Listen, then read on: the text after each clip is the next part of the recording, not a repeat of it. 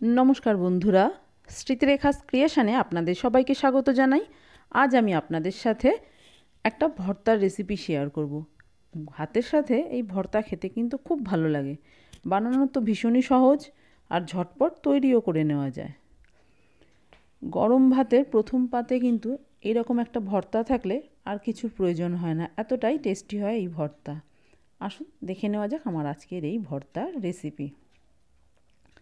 এখানে আমি পেঁয়াজ কলি, একটা আলু, দুটো পেঁয়াজ, টমেটো আর রসুন নিয়েছি। এই সব কিছু দিয়ে একটা ভর্তা তৈরি করব। এবার এগুলোকে ভালো করে কেটে ধুয়ে নিয়ে ফেরত আসছি।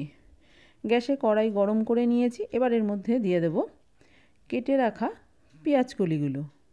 আপনারা চাইলে পেঁয়াজ কলিগুলো আরও একটু ছোট করেও কেটে নিতে পারেন। সবটা পেঁয়াজ কলি এর মধ্যে আমি দিয়ে দিলাম। এবার এর মধ্যে দিয়ে দেব সামান্য একটু জল। ভালো করে একটু নেড়ে চেড়ে দিলাম। খুব বেশি জল দেওয়ার কিন্তু প্রয়োজন নেই, পেঁয়াজকলি থেকেও অনেকটা জল বেরোবে। এবার ঢাকা দিয়ে সেদ্ধ হতে দেব। দেখুন বেশ কিছুক্ষণ ঢাকা দিয়ে রেখেছিলাম। পেঁয়াজকলি থেকে যে জল বেরিয়েছিল সে জলটা কিন্তু শুকিয়ে গেছে, পেঁয়াজকলিগুলো সেদ্ধও হয়ে গেছে। এবার এগুলোকে একটা অন্য পাত্রে নামিয়ে নেব। ওই কড়াইয়ের মধ্যেই আবারও দিয়ে দিচ্ছি কিছুটা সর্ষের তেল। তেল গরম করে নিয়ে প্রথমেই বেশ কয়েকটা শুকনো লঙ্কা দিয়ে ভেজে নিচ্ছি। ঝালটা অবশ্যই নিজেদের স্বাদ অনুযায়ী দেবেন, তবে যে কোনো বাটা বা ভর্তা কিন্তু একটু ঝাল ঝাল হলেই খেতে ভালো লাগে। শুকনো লঙ্কাগুলো বেশ ভালো করে ভেজে নিয়েছি।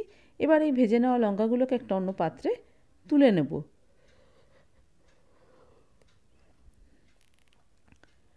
সব কটা লঙ্কা তুলে নিলাম।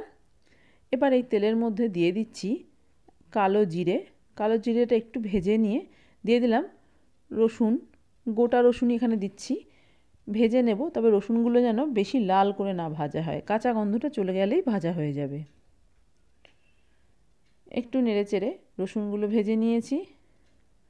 এবার এর মধ্যে আমি দিয়ে দেব পেঁয়াজ কুচি। এবার পেঁয়াজ আর রসুনটা আরও কিছুক্ষণ ভেজে নেব। পেঁয়াজের হালকা কালার চেঞ্জ হওয়া পর্যন্ত ভেজে নিতে হবে।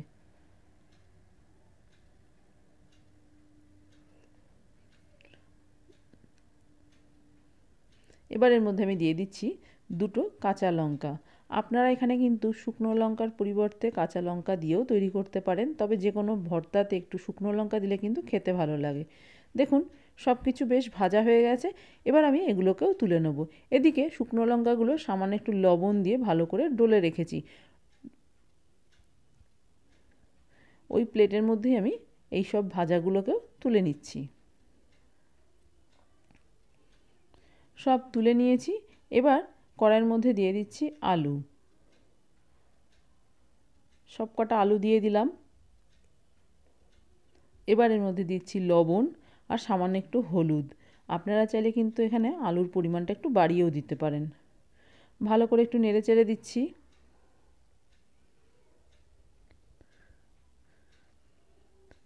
এবার দিয়ে দেব টমেটো।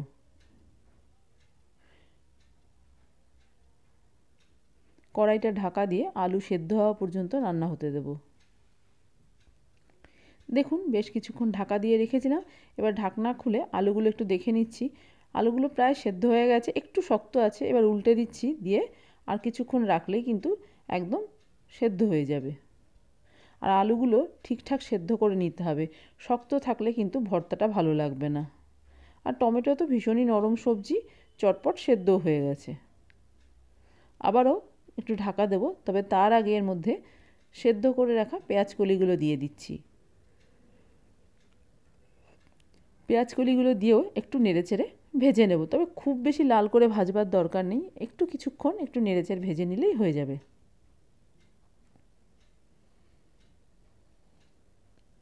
কোনো কিছুই খুব বেশি লাল করে ভাজার প্রয়োজন নেই এই রান্নায়। আবার একটু ঢাকা চাপা দিয়ে দেব কিছুক্ষণের জন্য। দেখুন কিছুক্ষণ ঢাকা দিয়ে রেখেছিলাম। এবার ঢাকনা খুলে একটু দেখে নিচ্ছি। সব কিছু বেশ ভাজা ভাজা হয়ে গেছে আর একদম ঠিকঠাক সেদ্ধও হয়ে গেছে। এবার এই সব কিছু একটা অন্য পাত্রে নামিয়ে সম্পূর্ণ ঠান্ডা করে নিতে হবে। দেখুন আলু একদম সেদ্ধ হয়ে গেছে, খুন্তি দিয়ে চাপ দিলেই ভেঙে যাচ্ছে।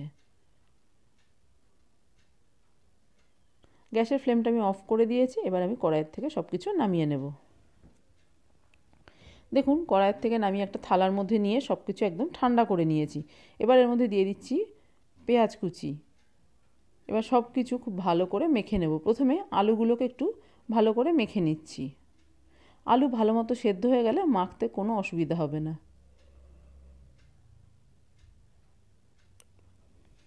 সব কটা আলু দেখুন ডলে নিলাম একদম। কাঁচা পেঁয়াজটাও একসাথে মেখে নিচ্ছি। এবার এর মধ্যে ভেজে রাখা পেঁয়াজ, রসুন, কাঁচা লঙ্কা এবং শুকনো লঙ্কা সব দিয়ে দিলাম। রসুন আর কাঁচা লঙ্কাটাও ভালো করে ডলে একটু মেখে নিতে হবে। আপনারা চাইলে এখানে রসুনটা কুচিয়েও দিতে পারেন, তাহলে আর রসুনটা আলাদা করে আর মাখতে হবে না। তবে রসুন কুচিয়ে দিলে কিন্তু পুড়ে যাওয়ার একটা ভয় থাকে। খুব ভালো করে সব কিছু আগে মেখে নিতে হবে। পেঁয়াজ কলিগুলো হাত দিয়ে যতটা সম্ভব একটু মেখে নেওয়ার চেষ্টা করব। লবণ এখানে আমি আর দিচ্ছি না, যেহেতু আলু ভাজার সময় কিছুটা লবণ দিয়েছিলাম এবং লঙ্কা যখন মেখেছি তখনও কিছুটা লবণ দিয়েছি, সেই জন্য আর লবণ দিচ্ছি না। দিয়ে দিলাম আরও একটু কাঁচা সর্ষের তেল। এই কাঁচা তেল দেওয়াটা অপশনাল। এইরকম ভর্তায় কিন্তু কাঁচা তেলের গন্ধটা ভীষণই ভালো লাগে। তবে যদি আপনাদের ভালো না লাগে স্কিপ করতে পারেন। দেখুন সব কিছু খুব ভালো করে মেখে নিয়েছি, আমার আর লবণ দেওয়ার প্রয়োজন হয়নি। এবার এর থেকে কিছুটা আমি একটু আলাদা করে রাখছি, আর বাকি যে অংশটা রয়েছে এর মধ্যে দিয়ে দেব ধনেপাতা কুচি। ভর্তাতে একটু ধনেপাতা দিলে কিন্তু খেতে খুব ভালো লাগে। আমার বাড়িতে একজন আছে ধনেপাতা পছন্দ করে না, তাই তার জন্য আমি ধনেপাতা ছাড়াই আলাদাভাবে রেখে দিলাম।